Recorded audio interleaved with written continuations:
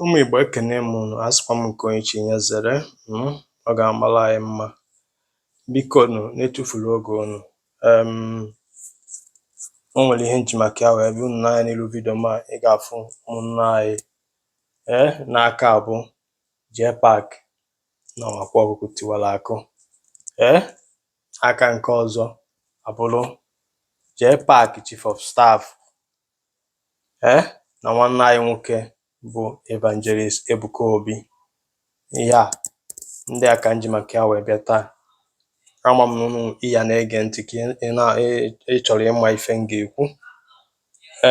Mana ihe m chọrọ ịkọwara gị tata bụ ihe m chọrọ ịkọwara gị nwa na-ege m ntị tata bụ datina all religion nwere ike ime gị na nwanne gị akụkụ na ama na-adabazi because of gịnị understanding. Ịghọtago? Afụgo m ya, I have witnessed it ebe na onye awụ nke a ka ọ na-eme nke a ka ọ na-eme efu nwanne na-abụ onye akọlụsi ebe a pụọ onye akọlụ n'isi ebe a because of na ihe a believe abụrụ ofu ihe na onye a nwere ike ọ na-eje ụka nka onye a na-eje ụka nka. Na ịghọtago na kedu ihe nji maka ya wee bịa ebe a nụnwa. Ihe nji maka ya bịa bụ na m afụgo ebe ndị mmadụ na-akọmentị ma ndị kwugasịrị okwu gbasara Jpac na ọfụfụ nke ikpeazụ o ji efu Evangelist Ebuka Obi mana ihe ha na-ekwu bụ na Jpac bụ the sword of two edge nya mma iru na abụọ. Mana ihe mkpọrọ ihe abụọ aghọtaghị. Ịghọtago na because ọ bụ na ịghọtara etu ụwa dị ịma that na ị na-eje ụka doesn't mean that na ịma Chukwu. Ịghọtago? And na mmadụ na-eme omenala doesn't mean that na ọ marọ Chukwu ma ọ na ọma Chukwu. Ịghọtago? Ebe a from anụ m on a neutral ground. I have no religion. Ịghọtago? I don't believe in anything called religion. Ịghọtago? What I believe in is you as a man, as a human being, whether na ịbụ onye Hindu ma ịbụ Muslim ma ịbụ onye Christian ma ịbụ onye omenala ikpere jisọkwa gị na-ekpere ihe nwere ihe jikọ mụ na gị na-abụ iwe na encounter you. Kedu ụdị mmadụ ị bụ? Ka ị si eme omume? Ịghọtago? Mmadụ ibe gị nwere ike confine in you. Ị nwere ike itriti mmadụ ibe gị ihe ọ ga-abụ eme gị ọ dị gị mma ime ya mmadụ ibe gị. Ịghọtago? Ihe ahụ ịma ọ ga-abụ eme gị ọ dị gị njọ emene mmadụ emene onye ọbụla because na o nwere onye obi ya na-eri nke ọjọọ. M wee chọọ ka m gbazie ụmụnna anyị onu. Ịghọtago?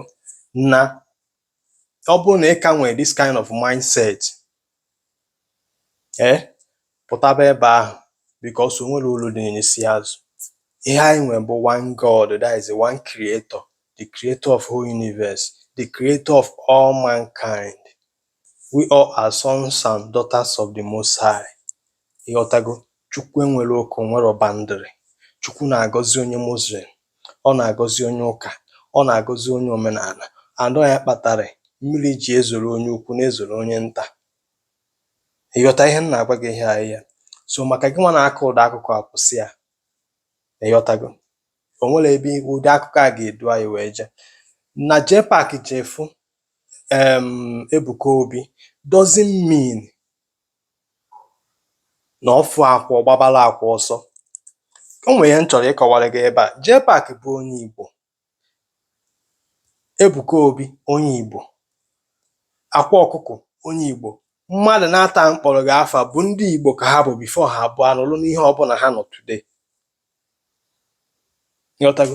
Because ụdị ọgbụgba oke nke ikpeazụ a anyị apụta ndị interest niile anyị na-atụrụ anyị i-defend the interest of our faith, our religion will not lead us to anywhere.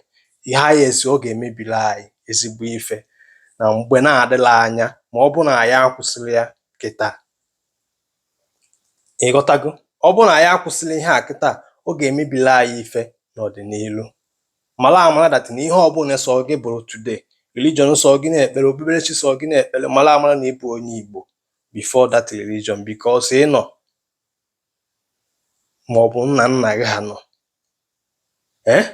before ihe niile a wee bido and ọha nwahibeli ya nwekwana ndị ha mere accept. Ịghọtago? Ọnya bụ ihe a m ji ekwu that na I don't believe in any religion because afụgo m ebe religion jidere ụmụnne na-abụ tiwa ha, onye akọrọ na-agbago agbago, onye akọrọ na-agbada agbada. because of gịnị? Lack of understanding. Ịghọtago? Onye asị nọ nke ha ka mma, onye asị nọ nke ha ka mma, ndị nke asị nọ nke ha ka mma, ka ezi onye anyị ga-ebelieve? Who is saying the truth? So kedu ihe m na-akọwalị gị ebe a?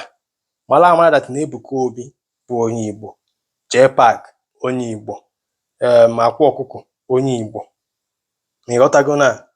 So, and secondly, bear it in mind that we have one creator. Whether na ịbụ onye omenala, na ịbụ onye sọkwa gị bụrụ n'ụwa, ofu Chukwu bụ ihe a na-asọpụrụ. Ịghọtago? It doesn't matter how you are doing your own. Ịghọtara na? Ihe ga na practice n'ụwa bụ ife a na-akpọ humanity. What matters between me and you bụ ngị nwazi mmadụ, ka isi emeso mmadụ ibe gị omume. Ịmara ife afọ ọ ga-abụ emee gị, ịma nnabata ya emenye mmadụ. Simple and short. Maka na o nwere onye obi na-eri nke ọjọọ.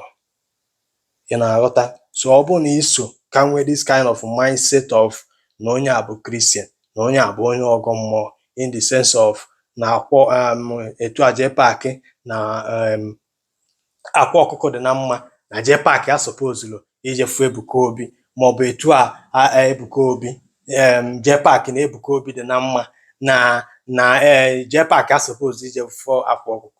That doesn't make sense to me. Does it mean na ọ bụ na nwanne gị, etu gị nwa na-akọ ife a, bụ na nwanne gị bụrụ Muslim, ịgbagharị ọsọ? Ọ bụ na nwanne gị bụrụ onye na-agọ mmụọ, ịgbagharị ọsọ? Ma ọ bụ na nwanne gị bụrụ dibịa, ịgbafuzieli ya because of na ọ bụ dibịa?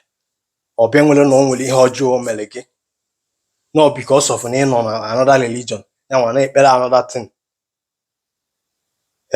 Mbọsị Chukwu kere gị, ọ gwa gị religion ị ga-anọ na ya? The answer is no.